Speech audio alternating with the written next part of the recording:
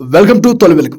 చెరువుల పొల్యూషన్ పై చెరువుల వద్దే అధికారులతో సమీక్షించిన జగ్గారెడ్డి చెరువులో పొల్యూషన్ పెరిగిపోవడంతో చేపలు చనిపోతున్నాయంటూ అధికారులకి మొరపెట్టుకున్న స్థానిక మత్స్యకారులు చెరువులో గుర్రపు డెక్క పెరిగిపోవడంతో చేపలకి ఆక్సిజన్ అందట్లేదని అధికారులకు వివరించిన స్థానిక మత్స్యకారుల సమస్యలను వెంటనే జిల్లా కలెక్టర్ దగ్గరికి తీసుకువెళ్లి సాధ్యమైనంత త్వరగా సమస్య పరిష్కారానికి చర్యలు చేపట్టాలని అధికారులను కోరిన జగ్గారెడ్డి 5 లక్షల చేప పిల్లల్ని చెరువులో వేస్తే ఇప్పటికే దాదాపు 2 లక్షల చేప పిల్లలు చనిపోయాయని దానిపై వెంటనే అంచనా వేసి మత్స్యకారులకి నష్టపరిహారం అందజేయాలని ఇక జగ్గారెడ్డి డిమాండ్ చేశారు. కింది బజార్ చెరువు అంటాము. ఇది అఫీషియల్గా మహబూబ్ సాగర్ చెరువు. ఇది ఈ కింది బజార్ చెరువు మహబూబ్ సాగర్ చెరువు. ఈ చెరువు మీద దాదాపు 400 నుంచి 450 ఎకరాల భూమిలో నీళ్లు నిల్వ ఉంటాయి. ఇక్కడ ఇది చాలా పెద్ద చెరువు. దీని కింద వ్యవసాయం కూడా కొనసాగుతుంది. టౌన్కి సంబంధించిన గ్రౌండ్ వాటర్ కూడా ఇది ఒక కాలం చెరువు ఎప్పుడు తవ్వారో మాకు పుట్టక ముందు ఎప్పుడు నీళ్లు తాగుతుంది బ్రహ్మణవాడ మొత్తం. ఈ చెరువు ఏంటంటే పూర్వం నాకు కూడా స్వాతంత్రం రాకముందే అప్పుడే కాలం ఇదంతా. ఓకే, ఈ చెరువు ఏంటంటే ముత్తాన్ని అన్నట్టు ఈ చెరువులో నీళ్లు ముంచుకపోయి తాగేటోళ్ళు ఆ కాలంలో అది చెరువు. ఇది చెరువు నీళ్లు తాగే కాలము తాగుకుంటే ఈ చెరువు మీద బెస్తోళ్ళు చేపలు పట్టుకొని బతుకుతుర్రి, సాగలోళ్ళు బట్టలు ఉతికి బతుకుతుర్రి. మన ఎవరో ఇళ్ళలో చనిపోతే మంగళలు వచ్చి ఈడనే సాగు చేసేటోళ్ళు. ఇదంతా ఆ కింది బజారు ఆడ ఈయనే ఉంది బొందలగడ్డ ఆడికి ఈ చెరువుకి వచ్చేటోళ్ళు. ఇది మన ఈ సంగారెడ్డి కింది బజార్ చెరువు మహబూబ్ సాగర్ చెరువు. ఇది చరిత్ర. ఇది దురదృష్టం, రాత్రి దాదాపు 5 నుంచి 6 లక్షల చేప పిల్లలను వీళ్ళు బెస్తోళ్ళు చేపలన్నీ వదిలి దీని మీద వాళ్ళ జీవనోపాధి బెస్తోళ్ళంతా ఆ కుటుంబాలన్నీ దీని మీదనే డిపెండ్ అయ్యి ఉన్నాయి. కొన్ని ఏళ్ళ నుంచి ఇది పొల్యూషన్ అయిపోయింది. సంగారెడ్డి ఎంటైర్ టౌన్ నీళ్ళంతా ఇక్కడికి వస్తున్నాయి. ఏం చేయలేని పరిస్థితి అయిపోయింది. నేను మొన్న ముఖ్యమంత్రి రేవంత్ రెడ్డి గారికి ఈ మహబూబ్ సాగర్ చెరువు గురించి నేను మళ్ళీ తర్వాత చెప్తాను. ముఖ్యమంత్రి గారికి ఆల్రెడీ రేవంత్ రెడ్డి గారికి ఇచ్చిన కన్సల్ట్ ఆఫీసర్స్ హెచ్ఎండి అధికారులు, ఇరిగేషన్ అధికారులు, హెచ్ఎండి దానకిషోర్ గారు కానివ్వండి, హెచ్ఎండి సి గారితో కూడా మాట్లాడినా ఇవన్నీ నడుస్తున్నాయి. ఇప్పుడు చెరువులు చచ్చిపోయి వీళ్ళకి జీవనోపాధి బెస్తోళ్ళ జీవనోపాధి బంద్ అయిపోయింది.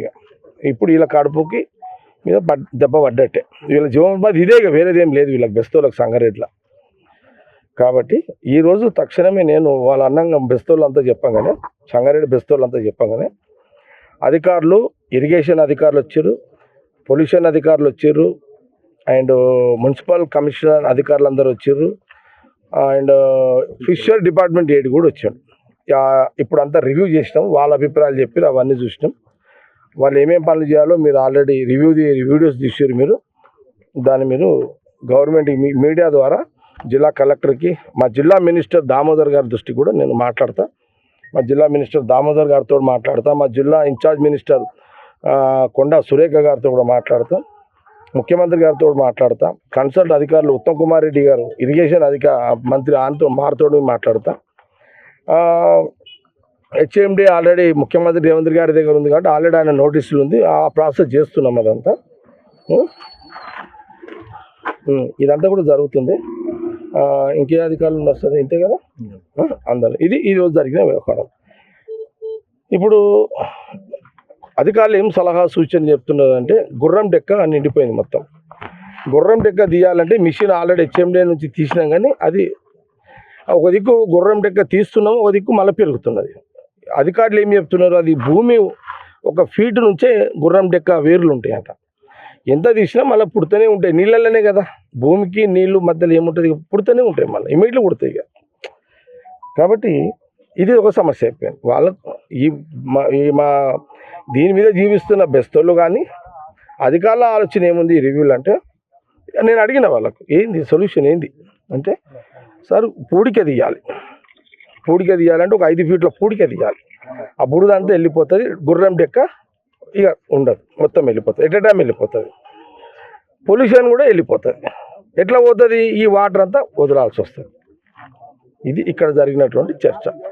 వాళ్ళందరినీ కూడా ఈ ఆల్ డిపార్ట్మెంట్స్ని జిల్లా కలెక్టర్ గారికి, కన్సల్ట్ ఆఫీసర్లు వాళ్ళందరికీ కూడా మీరు రిపోర్ట్ ఇవ్వండి అని చెప్పి వారు చెప్పినాము. వారు మండే వరకు వాళ్ళు పూర్తి చేస్తారు. మంగళవారంకి నాకు వాళ్ళ కరస్పాండెన్స్ లెటర్స్ నాకు ఇవ్వమని చెప్పినాం. దాని తర్వాత నేను మినిస్టర్స్కి, సీఎం గారు కూడా పెట్టి, ముఖ్యమంత్రి రేవంత్ రెడ్డి గారితో పాటు దామోదర్ రాజనరసింహ గారికి, మా ఇన్ఛార్జ్ మినిస్టర్ గారికి, కొండా సురేఖ గారికి అండ్ ఉత్తమ్ కుమార్ రెడ్డి గారికి, ముఖ్యమంత్రి రేవంత్ రెడ్డి గారితో ఇంకా మిగతా దీనికి సంబంధించిన ఎవరిని అధికారులతో మాట్లాడి ఈ పనులు వేగవంతం కావడానికి మేము ప్రాసెస్లో వెళ్ళే యొక్క ప్రక్రియలో భాగమే ఈ యొక్క రివ్యూ. ఇదంతా ఈరోజు బెస్తోళ్ళ కడుపు మీద వాళ్ళ ఆర్థిక భారము, వాళ్ళ ఆర్థికంగా దెబ్బపడ్డే రోజు కాబట్టి దీనికి సంబంధించిందే నేను ఈరోజు రివ్యూ చేసిన. ఇదే మీ ముందు చెప్పడం జరిగింది. ఇదే మీరందరూ గవర్నమెంట్ అధికారుల దృష్టికి తీసుకుపోయే విధంగా మీ మీడియా అంతా, లోకల్ సోషల్ మీడియా కానీ, లోకల్ మీడియా కానీ అందరూ కూడా మీ సహకారం అందివ్వండి. మళ్ళీ తర్వాత వేరే విషయం మళ్ళీ వచ్చినప్పుడు మళ్ళీ మాట్లాడతాను. ఓకే, ఇది పాయింట్. అరే చెప్పరా, ఎన్ని కుటుంబాలు రా, ఎన్ని ఇళ్ళు రా? 500 కుటుంబాలు. 500 కుటుంబాలు బెస్తోళ్ళు, సంగారెడ్డిలో నివసిస్తున్న బెస్తోళ్ళు, గంగపుత్రులు, చెరువు మీద చేపలు పట్టుకొని బతికే వాళ్ళు, సంగారెడ్డి మహబూబ్ సాగర్ కింది బజార్ చెరువు మీద దాదాపు 500 ఇండ్లు, 500 ఇండ్లు కుటుంబాలు. ఒక్కొక్క ఇంట్లో దీని మీద ఒక ఇంట్లో దగ్గర 5 మంది, 6 మంది, 7 మంది ఉంటారు. అట్లా లెక్కేసిన ఎంత అవుతున్నారు? 3000. దాదాపు దీని మీద 3 నుంచి 4000 మంది ఈ చెరువు మీద డిపెండ్ అయి ఉన్నటువంటి బెస్తవాళ్ళు. ఇది సబ్జెక్ట్. నష్టపరిహారం నేను ఇప్పుడు ఫిషరీస్ డిపార్ట్మెంట్, కన్సర్న్ డిపార్ట్మెంట్లోకి ఏం చెప్పి, ఏడీ గారికి ఏం చెప్పిన ఫిషరీస్ అంటే, గవర్నమెంట్ ఇచ్చిన చేప ఓకే, మీరు ప్రైవేట్ చేపలు కూడా వీళ్ళు తెచ్చుకుంటారు. గవర్నమెంట్ ఇచ్చే చేపలు సరిపోవు కాబట్టి వీళ్ళు కొనుక్కొచ్చుకుంటారు. బెస్తోళ్ళ సంఘం ఉంటుంది కదా, సంఘంలో వీళ్ళ సంఘం నుంచి కొనుక్కొచ్చుకుంటారు. వీళ్ళు దాన్ని డబ్బులు ఇవ్వాలి. వాళ్ళు కష్టం చేస్తారు. ఇక్కడ ఎన్ని నెలలు రా చేప పెద్దగానికే? 6 నెలలు, 6 నెలలు, 7 నెలలు, 8 నెలలు, 1 ఇయర్. ఈ బెస్తోళ్ళు అంతే ఏంది, రాత్రి చీన వండుకోవాలి, చేపల కాప కావాలి, ఇవ్వడం దొంగ వచ్చి చేప ఎత్తుకుపోకుండా చూసుకోవాలి. చిన్న పిల్లలు ఎత్తుకుపోయేటోడు ఉంటాడు, పెద్ద చేపలు ఎత్తుకుపోయేటోడు ఉంటాడు. మరి ఆయన దొంగల పాలు కాకుండా మళ్ళీ వీడు రాత్రి తినే వండుకోవాలి. వీడు ఎవరు? బెస్తోళ్ళు. వీళ్ళు షిఫ్టింగ్లు పెట్టుకుంటారు. మరి ఈరోజు రాత్రికి వీళ్ళు, రేపు ఇట్లా పెట్టుకుంటారు. వీళ్ళు ఎంత కష్టంతో కూడుకున్న పని వీళ్ళు. మరి ఇప్పుడు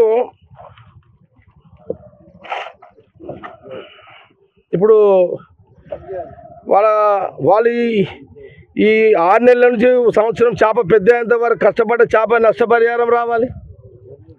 దాని కూలి వెళ్ళాలా లేదా? మరి మార్కెట్లో పోవాలంటే ట్రాన్స్పోర్ట్ ఖర్చు వెళ్ళాలి, మార్కెట్లో పోయి అమ్మాలి. ఈ నష్టపరిహారం అంతా కవర్ చేయాలి, తప్పదు, వేరే దారి లేదని నేను ఫిషరీస్ ఏడీ గారిని కోరడం జరిగింది. వాళ్ళు కూడా బెస్తోళ్ళు కూడా అడిగారు. ఓకే, ఇది మరి ఎట్లా సార్, అంటే ఇప్పుడు ఈ పొల్యూషన్ వాటర్ రాకుండా మహబూబ్ సాగర్ చెరువుని సంరక్షించారు? సీను, నువ్వు అడిగిన ప్రశ్న అదే. అధికారులు ఏమన్నారంటే, గుర్రం బెక్కు తీయాలంటే పూడిక తీయాలి, పూడిక తీయాలంటే నీళ్ళు వదలాలి. పొల్యూషన్ వాటర్ పోవాలంటే ఏం చేయాలి? పొల్యూషన్ వాటర్ పోవాలన్నా నీళ్ళు వదిలేయాలి, పూడిక తీయాలి, బురద తీయాలి. నీళ్ళు వదలాలి ఫస్ట్, తర్వాత పూడిక తీయాలి, 5 ఫీట్ల పూడిక తీయాలి. చెరువు అంతా 450, 500 ఎకరాల పూడిక తీయాలి 5 ఫీట్ల లోతుతోటి. తీయడంతో ఏమైపోతుందంటే పొల్యూషన్ వాటర్ బంద్ అవుతుంది. ఇంకోటి, పైనుంచి వచ్చే డ్రైన్ వాటర్ని పక్కకు నుంచి వేరే దానికి వేసిచ్చాలి. ఓకే, ఇవన్నీ చేస్తే దీనివల్ల అడ్వాంటేజ్ బెస్తోళ్ళు ఒక్కలే కాదు, ఇక్కడ బెస్తోళ్ళు ఏమో జీవనోపాధి. ఇక్కడ చాలామంది ఊరంతా ఇడికే వాకింగ్ వస్తారు. మళ్ళా ఇక్కడ విహారయాత్రకు ఇదే పడవలకి ఇళ్ళనే ఈ వాటర్ని మనం ఇక పడవలు నడిపిస్తున్నాం. టూరిజం కూడా ఇదే, టూరిజం ఇదే. నేను నెక్స్ట్ మీటింగ్లో నేను మళ్ళీ చెప్తా దీన్ని. కాబట్టి ఇది కూడా వాటర్ తాగుతుంది. అచ్చా, ఈ వాటర్ ఇప్పుడు జంతువులు కూడా ప్రాబ్లం ఉంది, ప్రాబ్లం ఉంది. ఇంకోటి, అందుకే ఇప్పుడు అధికారులే అంటున్నారు ఇవన్నీ చేయాలంటే వాటర్ వదలాలి, పూడికి తీయాలి, ఏం రావు, సమస్యలన్నీ వస్తాయి. ఇది ఇక్కడ జరిగిన చర్చ అధికారులతోటి, గంగపుత్ర సంఘం బెస్తలతోటి. ఇంకోటి ఏంటంటే ఈ వాటరు మొత్తం దాదాపు 60% ఈ వాటర్ గ్రౌండ్ వాటర్ కూడా పెంచుతారు, అది బోర్లు కూడా పనిచేస్తాయి. ఇది పరిస్థితి. కాబట్టి కాంగ్రెస్ గవర్నమెంట్ ఉంది కాబట్టి ముఖ్యమంత్రి గారు రేవంత్ రెడ్డి గారు నోటీస్కి ఆల్రెడీ తీసుకుపోయింది. ఇది సడన్లీ అయింది. ఇప్పుడు అది హెచ్ఎండిది వేరే ఉంది, మళ్ళీ నేను నెక్స్ట్ వచ్చిన అది కూడా చెప్తాను. ఈరోజు గంగపుత్ర బెస్తోళ్ళ కడుపు వాళ్ళ బాధ, వాళ్ళ ఇబ్బందులన్నీ కూడా ఇవన్నీ మీ దృష్టికి తీసుకురావాలని ఈరోజు మేము ముందు మాట్లాడడం జరిగింది. దీని మీద నేను ఇమ్మీడియట్లీ ముఖ్యమంత్రి గారితో, కన్సల్ట్ అధికారులతో మాట్లాడి నా ప్రాసెస్ నేను చేస్తుంటా. షార్ట్ టైం మన టార్గెట్ ఏంది, తొందరగా కవరింగ్ రెండు చేయాలి. రికవరు చేయాలి, కవర్ కూడా చేయాలి, రెండు చేయాలి.